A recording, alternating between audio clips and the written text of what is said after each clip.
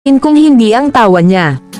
Nilukob ng mga tawa niyang pagkalakas ang buong kotse at ako naman ay walang nagawa kung hindi ang sumimangot lang sa gilid. Kuya Reiko. Habang nagluluto ako ay narinig ko ang boses ni Kainzo. Napalunok ako at napatingin sa pinanggalingan ng boses. Nasa garden sila si Reiko. Dahil glass door lang ang nakaharang sa pagitan ng kusina nila at labas ng garden ay malaya ko silang nakikita. Medyo may siwang din ang glass door kay naririnig ko sila sa labas. Reiko hummed and looked at Kainzo. I miss mommy and daddy, kuya, puno ng kalungkutang saad ni Kainzo. Kailan sila uuwi, kuya? I want to see them. Gusto ko makasama natin sila ngayong Pasko tsaka sa bagong titaon, aniya at narinig ko ang pagpiyok ng kanyang boses. I miss them, too, Kainzo. Ani Reiko at niyakap niya si Kainzo. Nakita ko kung paanong gumalaw-galaw ang balikat ni Kainzo. He's hurting. Kainzo is hurting. And I felt my eyes teared up.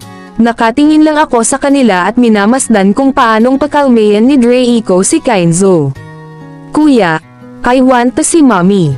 Parang batang sumbong ni Kainzo at mas lalong lumakas ang paghikbi nito. I'm so sorry, Kainzo. Patawarin mo si kuya. Alam kong madami akong kasalanan sa iyo and I'm so sorry kung hindi ko mapapauwi si mommy and daddy ngayon. Nanghihinang anas ni Reiko at nakita ko kung paano din damaloy sa kanyang pisngi ang kanyang luha. Kuya, hindi ba talaga tayo important kina mommy and daddy? Mas love ba nila yung mga business at katrabaho nila kaya hindi nila kayang umuwi dito ngayon? Umiling naman si Reiko. Love nila tayo kaso masyado silang workaholic, tsaka para din naman ito sa atin, Kainzo. Mabilis naman ang ginawang pag-iling ni Kainzo. Hindi, they love their money more than US. Kahit ngayong Pasko lang sana, ani Kainzo at bigla na lang itong tumakbo papasok sa loob. Pero, Kainzo, nanghihinang napasandal na lang si Reiko sa bench nila at hinilamos ang kanyang mukha gamot ang kanyang kamay. Nakakainis. Ang gagaw mong kuya, Reiko. Sigaw niya sa kanyang sarili at sinabunutan niya pa ang kanyang buhok.